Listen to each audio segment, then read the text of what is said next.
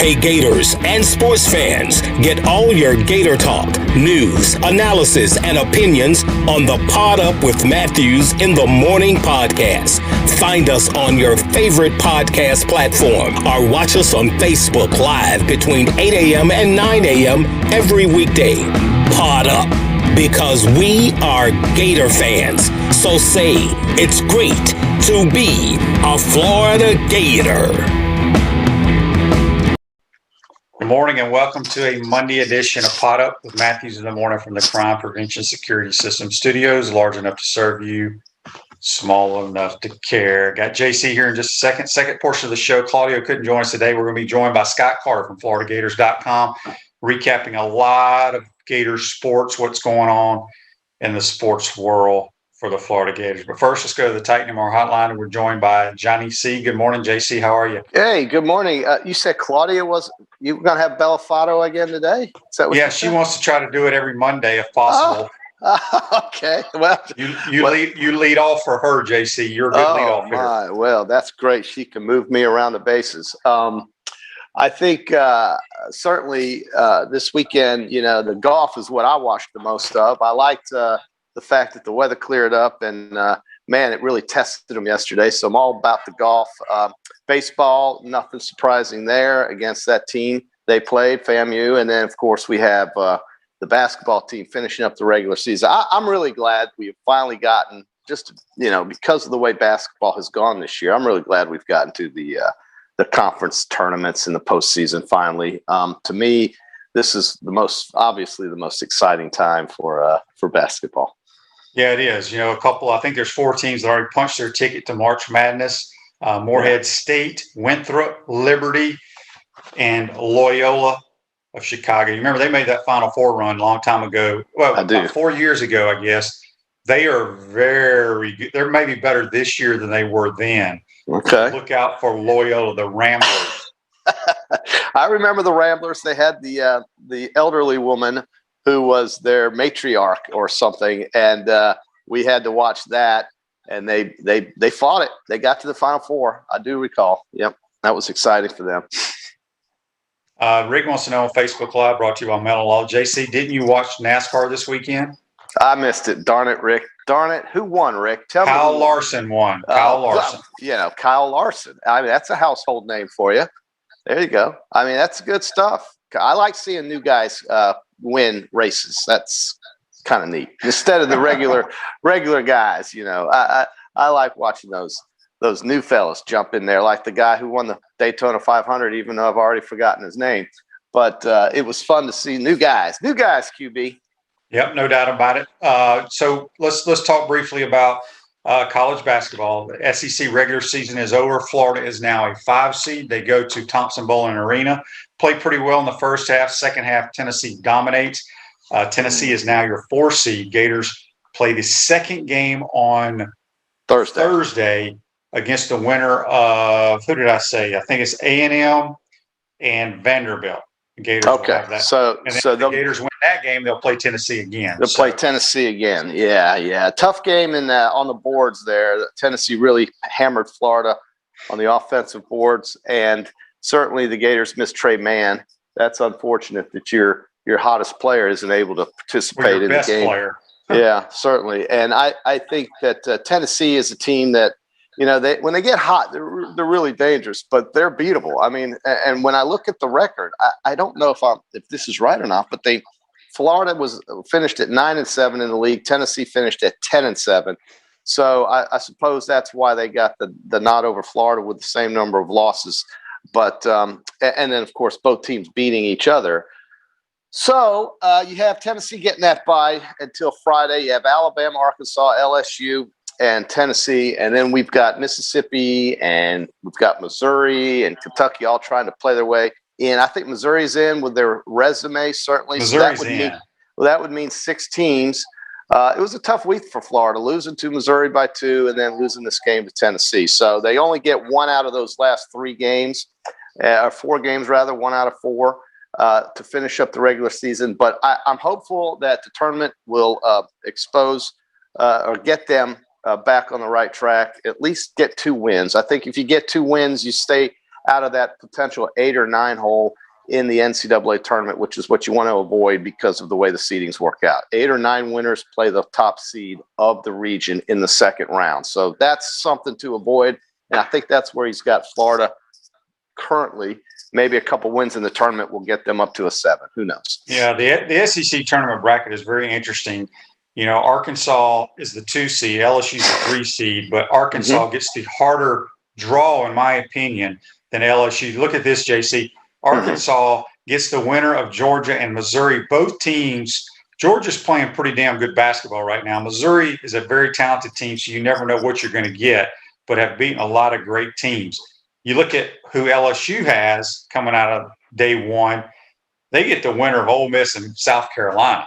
So LSU, being a 3 seed, has a much easier game, in my opinion, than Arkansas will. Well, that's just and that's their first round game or their first game, but that makes no sense when you think about they're the 3 seed and Arkansas is the 2 seed. Arkansas may be the hottest team in America right now. I don't think they care if they play either one of those 2 you mentioned. It doesn't matter. I didn't ask if they cared. I'm going the better teams. Well, look, the way I look at this tournament is that it's for the top seeds to kind of maintain or win it. I'm sure they want to, but the other teams that are marginal are going to have to really play well and get an opportunity, hopefully, for them to sneak into the NCAA tournament by virtue of winning this and knocking off a bubble team. But we all know that after this week is over, none of it all matters. Not one thing that happens this weekend, if chalk holds, will mean a whole lot because the following week is when we get to decide over the next 3 weeks who your basketball champion is going to be, right? So, and where they're going to go, who they're going to play. Well, I guess we all know where they're going to go, but who they're going to play, I should say. And in other conferences like the Big Ten, we really had a team, I think, stand out and make a statement that even though the record doesn't say because of COVID, the best team in the Big Ten isn't necessarily your Big Ten champions, and that would be Illinois after beating Michigan on the road, Ohio State on the road. Said that. They are the best team in the Big Ten right now. I don't care who you want. Some people say Arkansas is the best team in the SEC. Well, they beat Alabama once. So Illinois beat Michigan twice and convincingly, and Illinois beat Ohio State on the road again.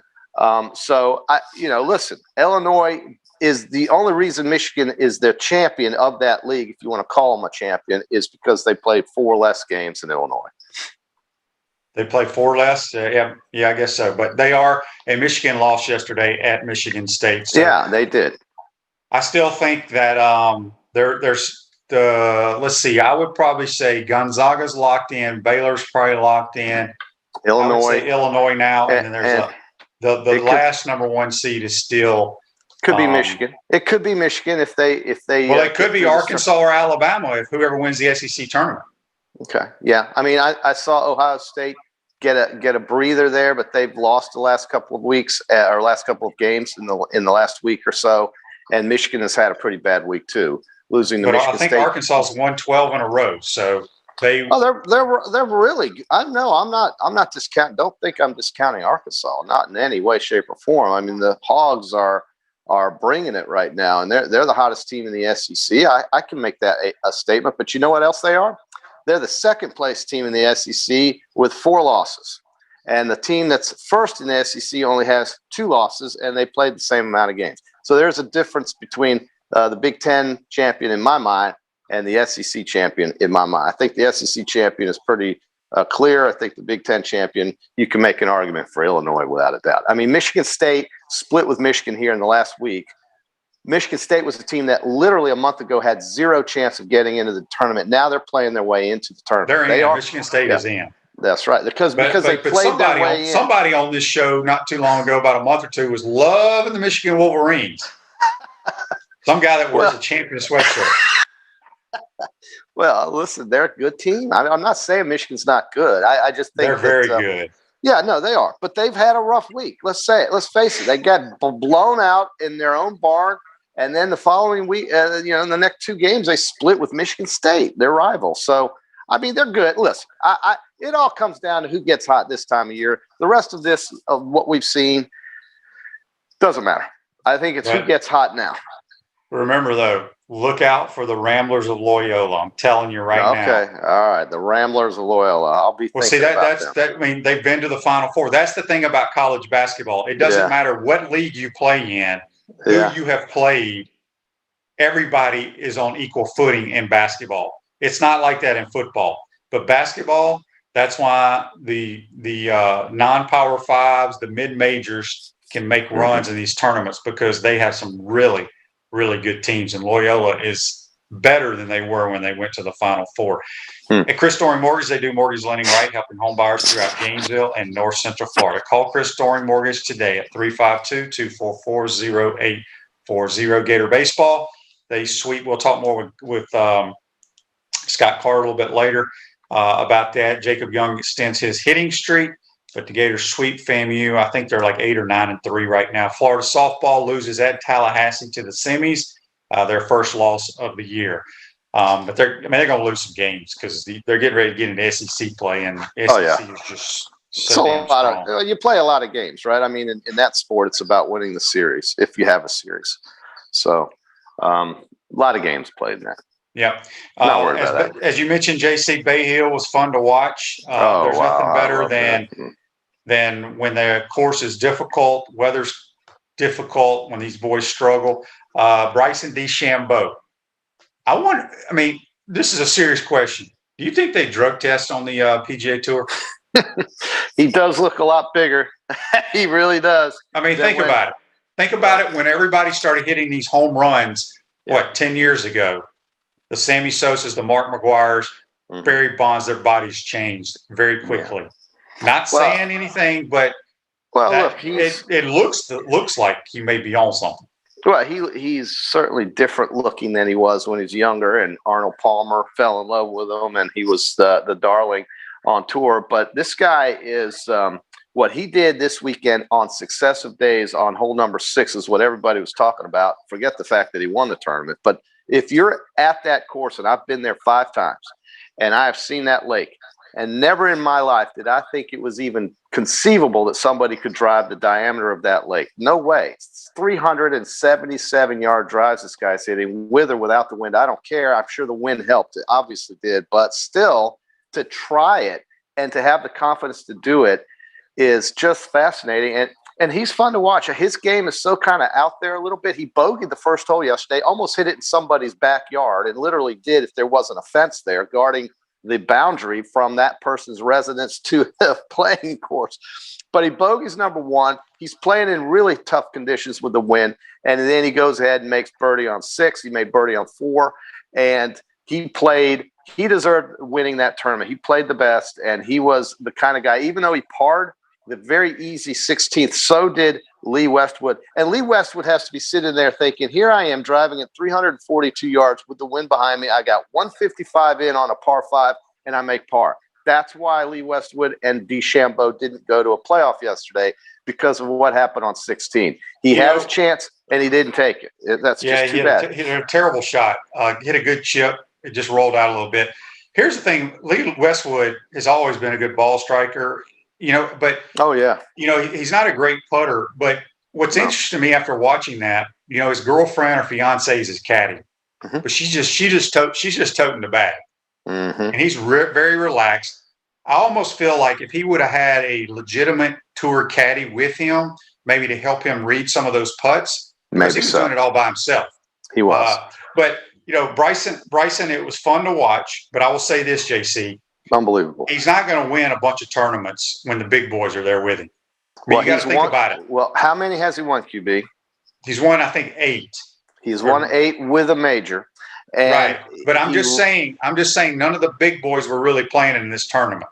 The boys that can really make a bunch of whether they were or not, the point is that the playing conditions were ridiculous, and I understand that, but I'm saying everybody gets enamored with him hitting the ball so far, which I get. Yeah. But he got away with it a lot too, because sometimes he'd hit it and there'd be no trees around, and he'd still get it out of the rough. My point is that it's all fine and dandy hitting it that far. Let's see what he does this week. Well, I don't think that course is one you need driver. I mean, you're playing this is a different course Well, altogether. you didn't need driver at the Bay Hill. But see, he uses driver, I think, as a way to give himself better chances to score.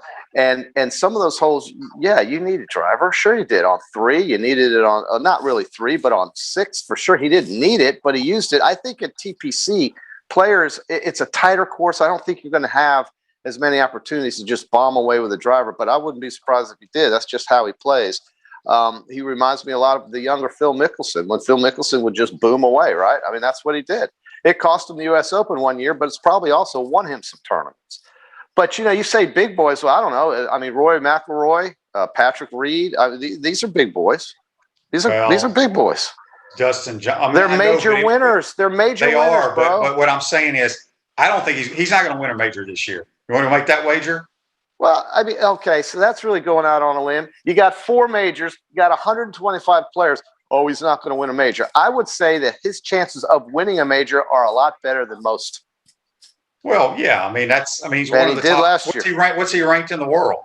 And who cares? But what he does is that when he's in trouble in the rough, and the rough is this thick, because of his strength, his club head speed, and the fact that he can bust it out of there, it gives him an advantage in tournaments like the U.S. Open and places like yesterday when they grow the rough up. When he's in the rough, it's not a big deal for him like it is for most of the other players out there. So, I mean, he's just got advantages right now because he's stronger than most guys out there on tour. So I think that means a lot. Now, certainly, you're going to have Justin Thomas, you're going to have Dustin Johnson, you're going to have plenty of guys, but Koepka. But look, Jordan Spieth is playing better. I mean, there was a ton of guys that weren't there. Joe says here on Facebook Live, do you two golfers think Bryson's body can sustain the power swings long term? No, that dude, if he keeps swinging like that, he won't.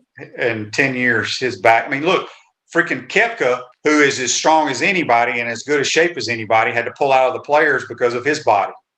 And then we've seen what Tiger Woods has done to his. So I don't know. He's 27. He's got at least, a bunch of good young years ahead of him still, I think. And I guess what I'm asking, I don't know enough about taking steroids. I'm not saying he is, but obviously that would help you hit the golf ball farther. I mean, if they say it helps you hit a baseball farther, I guess it would help you hit a golf ball farther.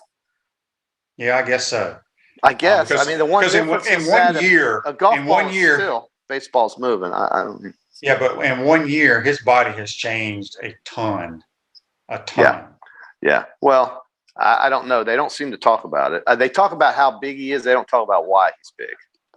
Right, but if you go back about 15 months ago, he was nowhere near looking that way. And not saying I know he lifted and during the quarantine and all that stuff, but it's interesting. And he can hit the golf ball a long ways. There's no question. I thought it was fun to watch.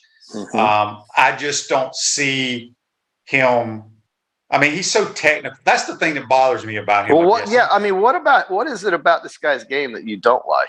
No, I like his game. I don't like all the every club being the same length. The way he putts drives me crazy. He looks like he looks like one of those guys that test the putters out, Well, when he rolled that past 6 feet, I was stunned. I couldn't believe the ball even got to the hole. It's almost as if he tried to make it, and he didn't need to make it. So he really made it hard on himself yesterday. And so sometimes, I think the adrenaline, whatever it is, it causes that to happen. I mean, he was a very long way away, and he races at 6 feet past the hole. I don't really understand that, but he putts just well enough to win. His short game is very good. His short game is what kept him in it because he got off to a little bit of a rough start. He couldn't find the green. And those first 3 holes at Bay Hill with the wind blowing in your face are as hard as it gets. And his short game saved him is what happened. Yeah. So anyway, we got a Facebook Live brought to you by Melton Law, the only official law firm partner of the Florida Gators. Rick says, as of 2019, Loyola remains the only school from the state of Illinois to win a men's Division I basketball championship in 1963.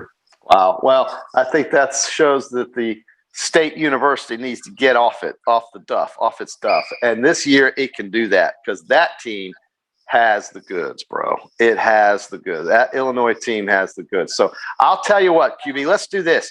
You take Loyola of Chicago, and I'll take Illinois of Champaign-Urbana, and let's bet on who goes farther. You want to do that? That's like me taking Alabama in football and you taking North Alabama. No, it's not. You just said Loyola same exact thing. No, it's not. You said Loyola was a really good team. They are, but my point is, in basketball, the mid-majors can beat the Power Fives. In football, they can. And I think, Illinois, though, this year, we knew about them. We knew about them a long time ago during the early part of the season. And, so they lost a game to somebody, but they got the goods, man. They're going to go they're going to make a deep run. I believe that. John says here on Facebook Live, brought to you by Mellon Law. Shane, did you get to see the scrimmage on Friday? No, I did not. I heard about it. I heard it wasn't very good. Maybe Scott Carter was there. He could give us a little more insight. But what do you look for in a scrimmage? I mean, when you're watching a scrimmage, what exactly are you looking for? Yeah, because I went to 2 scrimmages last year. Yeah. And both scrimmages I went to, I walked out of that stadium going, our defensive line is not very good. You did say that. You said that also. That was in August. I told y'all that. And then everybody wanted to blame the DBs and all that stuff, but it was the defensive line that was the problem. Yeah. And it will still be a problem this year if the 2 transfers, the one from Auburn and Penn State, if they don't secure the line of scrimmage, it's going to be a problem again. Because those guys are big now, but last year we were not very big and we were not very athletic, in my opinion. Right. And that's just what my eyes saw from that scrimmage last August. So I have not seen one play, one down, one ball thrown, anything of spring practice this year. Yeah. Well, I'm just hopeful that we get a real season. I mean, meaning I hope people are able to go watch. And I think they might. I do. I've got, like I said last week, I'm a lot more optimistic in this upcoming football season for people's experiences and the fans and the media and everybody else than I am, then of course where we were last year. This time last year was just about the time right now where things started to hit the Yeah, it would have been. I don't know if it was the exact same. It was the first round of the TPC. I mean, remember when they canceled the TPC? They canceled it mid-round. TPC. They teed off. I know they canceled it. They canceled it mid. Yeah, but I'm saying tomorrow's Tuesday is when the Big East tournament started. Then they stopped it. They stopped it. Yeah. So it'd be like a year from tomorrow, but I know it's not the same exact dates. Speaking of that, let's get to our This Day in Sports. Segue. Comfort Tip. Called a segue, QB. Comfort Tip. Comfort is our business. Peace of mind is our promise. This month, get a free annual maintenance plan with every residential duct cleaning purchase, $199 value. Service departments open 24 hours a day, 7 days a week for your convenience. Okay, so JC, 1971, you were a youngster. Joe Frazier ends Muhammad Ali's 31 fight winning streak at Madison Square Garden, retains the heavyweight boxing title by unanimous points decision in 15 rounds in the fight of the century. Did you watch that? No, I was 7. But I would say that I do remember seeing all the video and the story of it, and he knocked him on his butt. He sure did. Smoking Joe. That's where we started to hear about Smoking Joe Frazier. Smoking Joe Frazier. Smoking Joe Frazier. And then Ali took care of him the next couple times. So, back then it was Smoking Joe, it was George Foreman, it was Ali and Ken Norton, who really wasn't much compared to those other 3, but he got involved in it a little bit. But it was all about George Foreman, Ali, and Frazier. Okay, before we let you go here, JC, back to college basketball. SEC tournament cranks up. We got one game on Wednesday? Yeah. And then 4 games Thursday and Friday. Right. Saturday's championship game is on Sunday. I think the Big East, either the Big East or the ACC start tomorrow, I believe. So a lot of basketball. Okay, so I can't tell you after the game yesterday. I get on. You busy, JC? You got somebody coming in the house? No. Go ahead. So everybody's back on the Fire Mike White bandwagon. It's so comical to me. Well, he's probably such a nice guy that they find it easy to pick on him and so forth. But again, every person who says that. Every single one never has an answer as to who they would replace him with. It never comes up. No, they just don't, fire because him and then we don't because the people that say that don't even watch other teams play basketball. Well, what do they watch? What they don't understand is this guy named Mike Krzyzewski has one of the worst basketball teams I've ever seen that ain't going to make the basketball tournament. Roy Williams, a Hall of Famer. They're barely going to squeak by and get in the tournament. Kansas hasn't been all that great this year either with the great Bill Self. And look at Izzo almost didn't make it. I mean, a month ago, Izzo was out of it with Michigan State. They were not even talked about basically anymore. They were forgotten and left for dead. So, listen, he's going to get in, okay? He's had success in the tournament, okay? Doesn't mean he's got to win it every year to keep his job here at Florida. No, that's what people need to get it out of their mind. The goal is to make the NCAA tournament. This is going to be his fifth straight year to make the tournament. So who wants to fire him, QB? Nobody. It's the fans that don't know basketball. That's what I'm saying. Who are these people? They want to go. Here's the thing. Billy did wonders here. It will never happen again, what Billy did. And the other thing is, Florida is not a basketball school. I don't know why people can't understand that.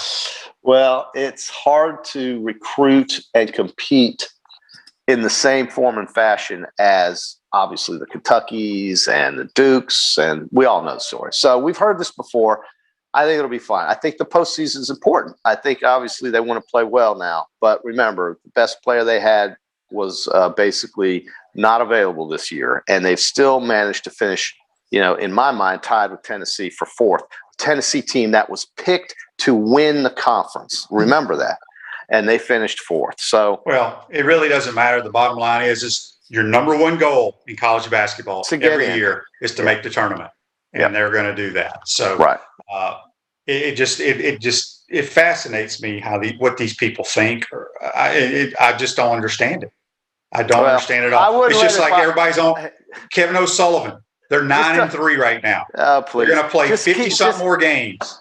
Look, he's a World Series champion. Okay, enough already. But the thing is that it's just part of the job, QB. It comes with the territory sometimes. I don't even know why you get all worked up about it. I really don't. I don't get worked up. I just don't understand people's reasoning behind that. And like you said, you brought up a great point. Yeah. Who are you going to hire? And let's say, okay, maybe we want to hire a young Mike Krzyzewski or whoever it is. What makes you think they want to come to Florida and leave where they are? Yeah. And how's little Ricky Pitino doing in Minnesota? Okay, right? He's going to get fired. Have they been a factor in 15 years, 10 years, however long he's been there? Come on. Ricky Pitino was here with Billy. He learned under Billy. He was walking around with the last name, and boom, he gets a job up at the barn in Minnesota. They are not a factor and haven't been since he got there. So whatever. Well, of course, I get a text on the Dynamar text line from Joe. Joe says Anthony Grant. Okay, well, last time I checked. Let me tell you what, they ran him out of Alabama. Anthony Grant got fired at Alabama. He had a really good year last year at Dayton, which they had a really good team. They ain't any good this year. They're done. No, they could have had a great year last year, but that's the thing with those schools, isn't it? I mean, a lot of times they're flashes. They're flashes in the pan, and then you have to wait a few years. All right, JC. All right, my man. Be safe out there. Looks like you're very distracted today. You got a lot of stuff going on in the kitchen. Okay. We will pick golf winners at TPC on Wednesday. You dang right we will. You had the better week. You got to do better. Neither one of us had a winner. You had nobody under par. God missed the cut. At least I had two guys under par. So I'll claim victory this week. You're welcome. Okay. All right, JC, be safe out there. Hey, folks, let me tell you about one of our new sponsors, G-Tech Clean.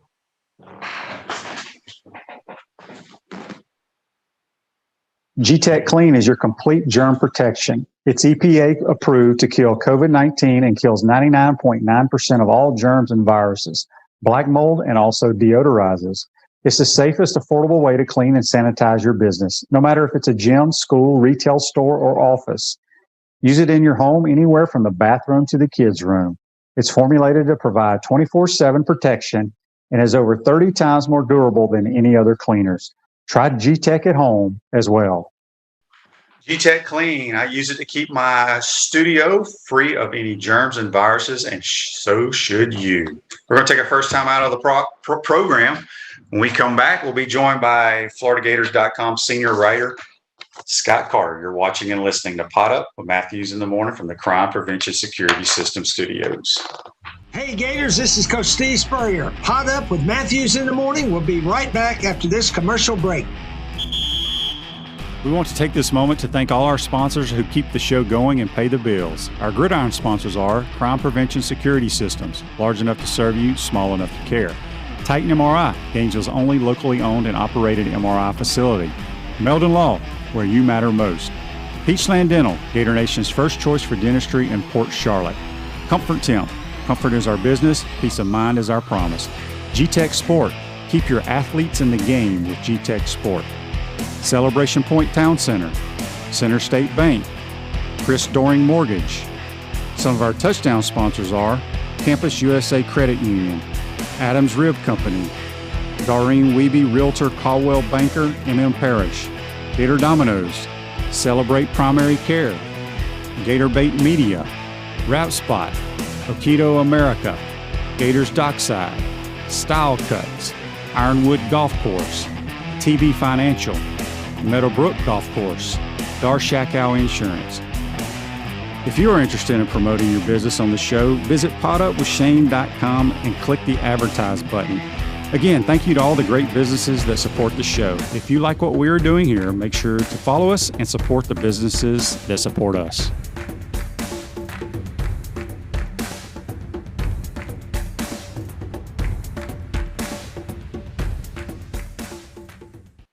Welcome back to the Crime Prevention Security System Studios, large enough to serve you, small enough to care. Celebration Points, where the Gators go to celebrate with premium brands like Dave & Buster's, Nike, Sushi Hana, Uzzaline Day Spa, and coming June of 2021, the HBC's new restaurant, Spurrier's Grill Iron Grill and Visor's Rooftop Bar. We will see you at Celebration Point, where the Gators go to celebrate. We're now going to go to the Titan MR hotline. We're going to be joined by senior writer from FloridaGators.com, Scott Carter. Good morning, Scott. How are you, buddy? Hey, Shane. How's it going, man? Doing well. It's been a while since we had you on here. A lot of things have happened. We're glad you're back on the show.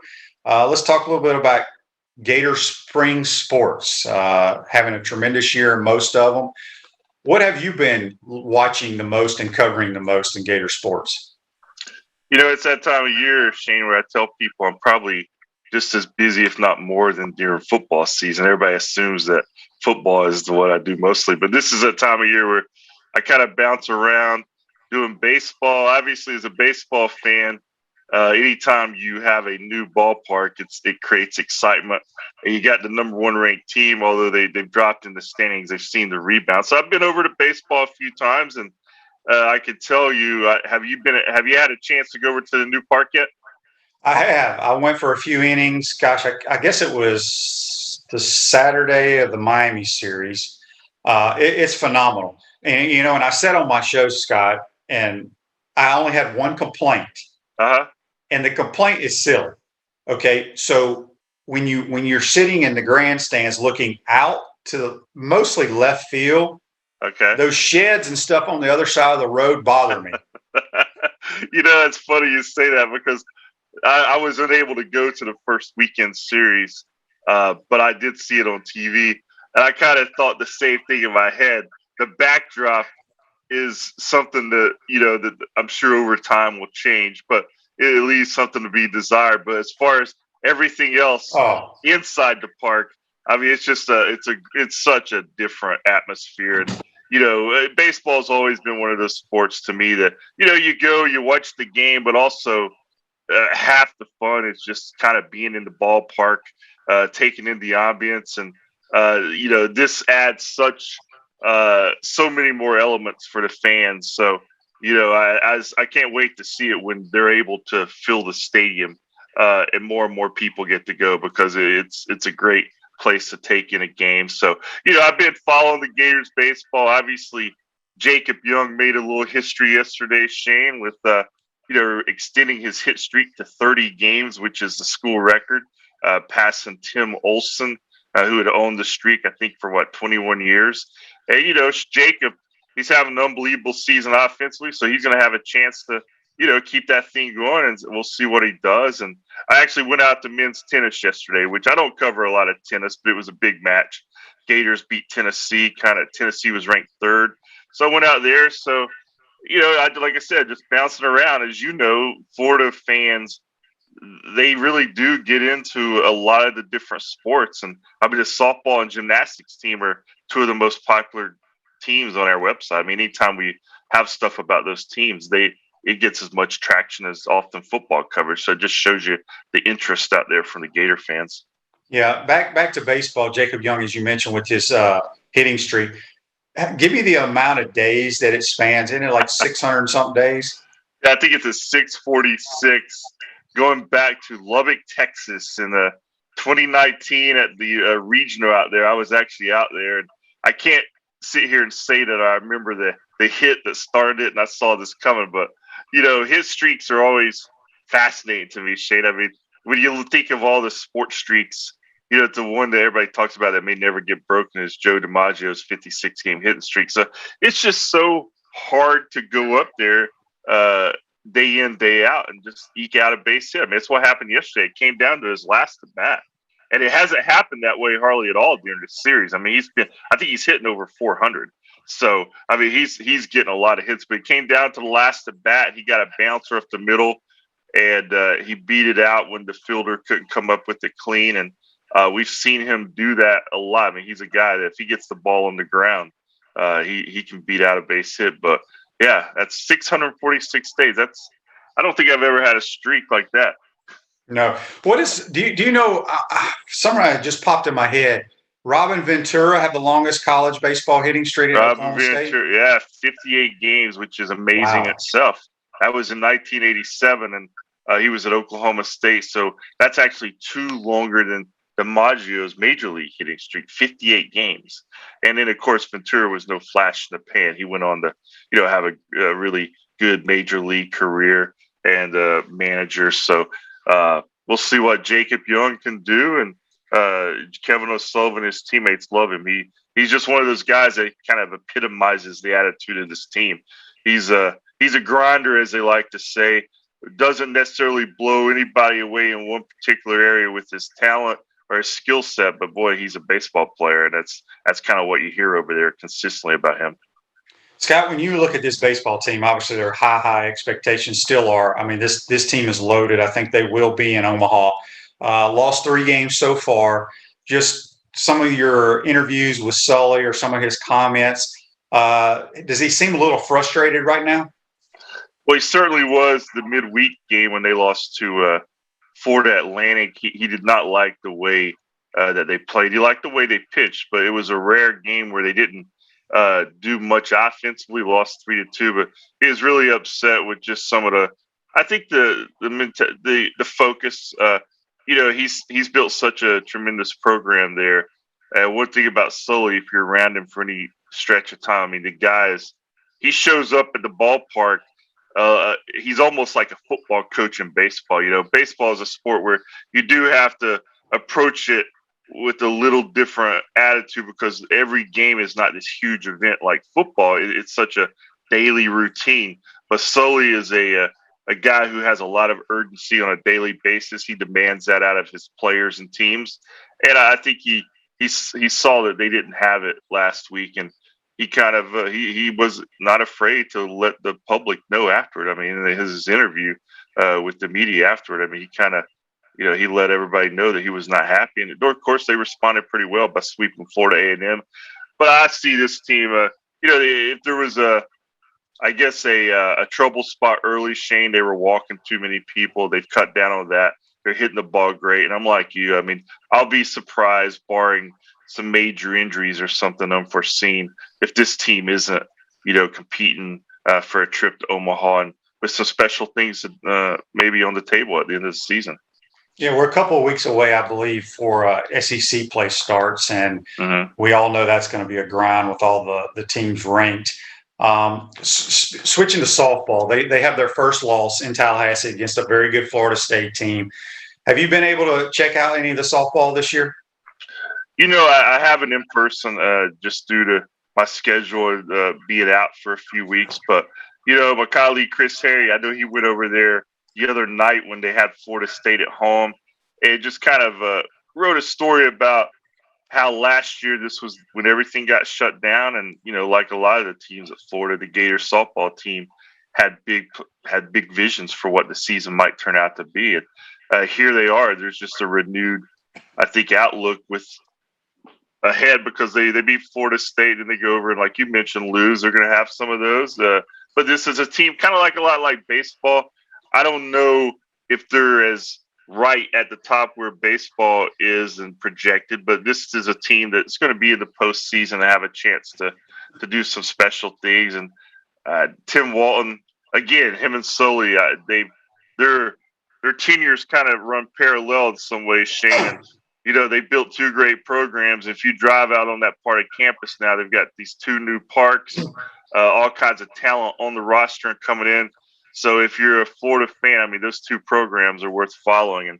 And the softball team is going to, I think, have a really good season, but it's still early. Yeah, they're loaded. That's my favorite sport to watch on campus is softball. I usually don't get out there until SEC play starts because, let's be honest, these teams that come in have no chance of beating the Gators. So, Tim has done a phenomenal job. Gymnastics, number one team in America. I'll be honest with you. When it comes to gymnastics and swimming, it seems like they've been doing the SEC swim meet for about 2 months now. I think, is it still going on? Something is still going on, right? I think they finally are over. I mean, you're right. There's still some, I think, qualifiers going on. Maybe diving or I don't know, but it seems like it lasts forever. No, I'm with you on that. It is an extended thing. They do the diving portion, then you have the regular events, and of course there's so many events in swimming, but they're winding up there in swimming, and you'll see some Gators obviously advance on to the nationals after the conference. But the gymnastics team, I mean, that's been a great story all season because they're number one in the country. They've just capped another 7-0 regular season by going up to Alabama and winning on Friday night. And you look at this team, Shane, they're as loaded as the Florida baseball team or softball team, if not more. Or they have, I think, probably the premier gymnast in the country right now in college gymnastics in Trinity Thomas. They're putting up some school record scores. It seems like every week. It's a deep roster. And they're, again, I mean, it sounds like a broken record here, Shane, but I think by it's a month or two, if they're competing for a national championship, I will not be surprised. I mean, I think that's their goal. They haven't won one since 2015 when they won those 3 in a row. Mm-hmm. So they've really done a nice job of rebuilding the program under Jenny Rowland. And I think this last year they really felt they lost out on an opportunity because I think most people thought last year they could have done it, but then everything got shut down. So they haven't missed a beat when they came back, though. Refresh your vehicle and your brand with a vehicle wrap from WrapSpot. March is your lucky month at WrapSpot. Mention promo code Shane and receive 13% off your vehicle wrap.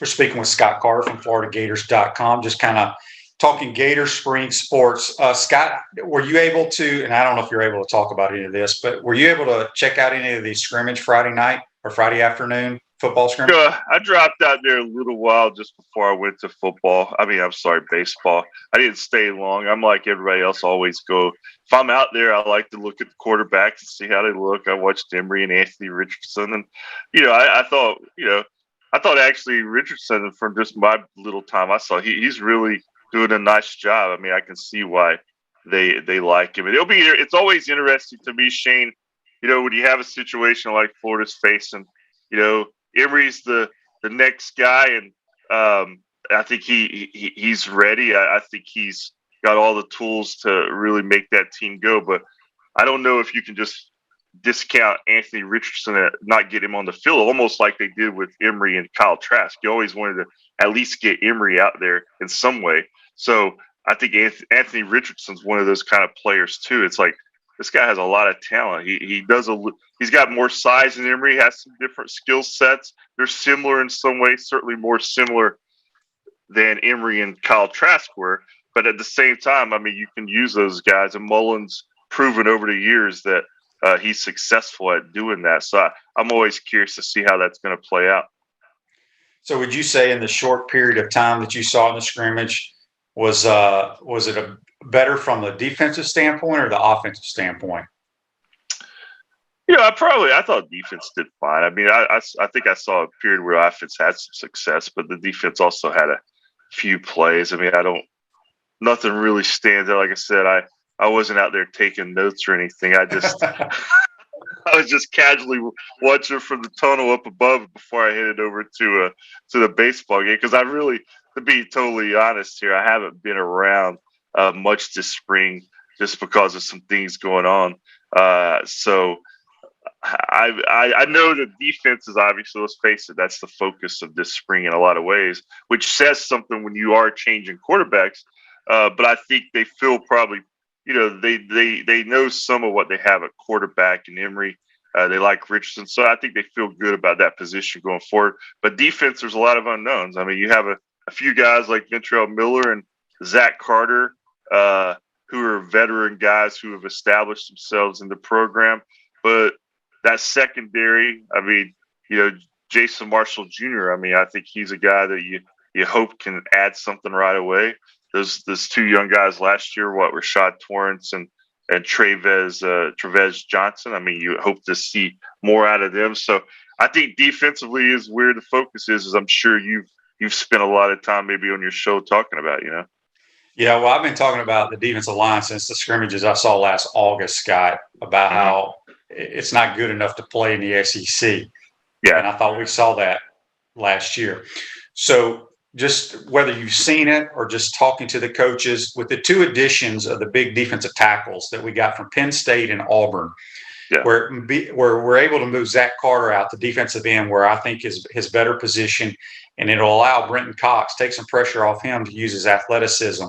But to me, that is the most important pieces of this football team. I know we lost Kyle Trask, Kyle Pitts, and all that, but I think it's those two big dudes on the inside. Hopefully they are the answer. What are you hearing about them? Well, Newkirk, I mean, he seems to be – he's added some, I think, real energy and just fun to the program. If just from watching a couple of things out of practice, he's got some attitude. You can tell he loves being there and being out there. And you look at him physically, he's a man, as they like to say. I mean, you could tell he could be that kind of guy. And I agree with you. I remember you talking about that last year going into the season. That was a big concern, and it did prove to be true. And that was a unit that just did not perform, I don't think, up to the standards that they had done. Certainly the previous year, when you had guys like Grenard and Zuniga, they had nothing like that consistently last year, and it really showed up. And when you don't have that, obviously it puts more stress on all your other units, mostly in the secondary, and that showed. So I think Newkirk is a guy that, I mean, both guys are going to play right away. I haven't heard as much about Shelton because I think Newkirk is just, he's getting more attention. He's also got maybe that personality. But I remember Mullen, I think on his first conference call of the spring with the media, he called both guys out in terms of they really added some leadership and some things there that they needed. Obviously, it was an area of need, and I'm sure Todd Grantham and the defensive staff, when those guys became available, and I'm sure they were looking at several more, they needed those guys, and I think we'll see how they do. I mean, it's still so early in their time here. I think we'll find out more, obviously, when it gets really going in the fall, but if they have an opportunity to make a difference, and that the Gators are hoping that's what they do. Yeah, we got a Facebook Live brought to you by Metal Law, the only official law firm partner of the Florida Gators. Don says it was awesome to see Jacob Young battle in his last at bat and break the record yesterday for the hitting streak. No question about it. Last thing for you, Scott. I think it was you that I followed on Twitter the last couple of weeks from the ballpark. Mm-hmm. You're not just sitting in the press box. You've kind of went out in the outfield and watched some innings too. Where's your favorite place early on that you like to sit at the new ballpark?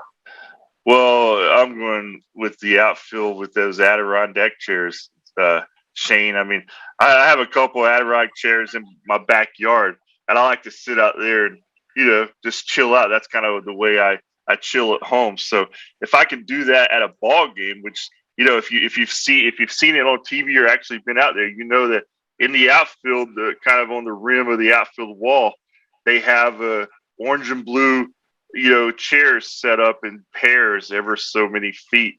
And, it's just a different way for fans. They can just go out there and sit in those. So I went out there my first game, and I went out on the berm, and I sat in the stands, and I went to the press box, obviously. But I'm going out there. And there's also a food truck out there in what they call the Disney Grove behind center field. And, you can get you a drink and get you some of these. It's like being in your backyard, man. That's awesome.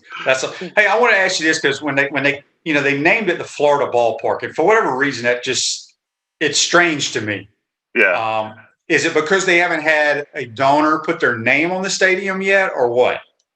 Yeah, I mean, I think that's the long-term hope is someone will contribute in that way, and they'll get maybe the naming rights. It could be an individual. Obviously, it could be a company. You see it a lot, like Exact Tech Arena. I mean, a few years ago. And of course, if you look at major leagues or the minor leagues, most ballparks these days are named after a company. So I think Florida Ballpark is just what they went with now. I think that could easily change over the years, but right now that's what it is. And of course, the McKeithen Field, the name is still attached to pay tribute to the program and to their contribution. So, if you walked around the concourse too, they have some of those graphics up talking about the history of the program, some of the players. It was a really nice touch there. Yep. All right, Scott, appreciate you taking the time. Give us kind of a recap of spring sports. We'll get you back on here in a few weeks, but be safe out there, and we'll talk to you soon, buddy. All right. Good seeing you, Shane. Yep. Scott Carter, join us on the Titan Tomorrow Hotline. Going to take our final time out of this Monday edition. We come back, we'll wrap it up. We want to take this moment to thank all our sponsors who keep the show going and pay the bills. Our gridiron sponsors are Crime Prevention Security Systems, large enough to serve you, small enough to care. Titan MRI, Gainesville's only locally owned and operated MRI facility. Meldon Law, where you matter most. Peachland Dental, Gator Nation's first choice for dentistry in Port Charlotte. Comfort Temp, comfort is our business, peace of mind is our promise. G-Tech Sport, keep your athletes in the game with G-Tech Sport. Celebration Point Town Center, Center State Bank, Chris Doring Mortgage. Some of our touchdown sponsors are Big Mills Cheesesteaks, MB Listing, Cornerstone Financial, McDonald's of Gainesville, My IT Masters, Gainesville Neon and Signs, 84 Lumber, Tropical Smoothie Cafe, Chick-fil-A on Archer Road, Avra and Smith, Dowling Signs, Chomp Carter Apparel, Ruse Ogra Agent, State Farm Insurance, Silver Cube Billiards and Sports Bar. If you are interested in promoting your business on the show, visit potupwithshane.com and click the advertise button. Again, thank you to all the great businesses that support the show. If you like what we are doing here, make sure to follow us and support the businesses that support us.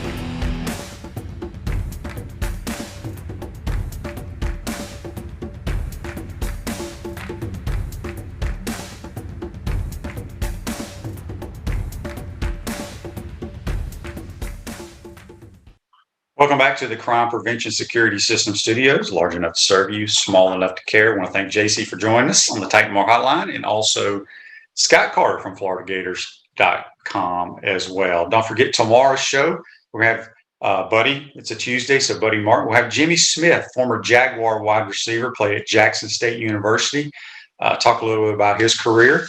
And Wednesday, make sure you tune in as well. We'll have Jaquez Green, former wide receiver. Quezzy, Coach Spurrier. Go to potupwithshane.com. Put your name in the hopper for a hat, Chomp Carter hat, also for a G-Tech Clean Survival Kit. Today's show's a wrap, brought to you by Wrap Spot. Be safe out there, folks. We will see you tomorrow.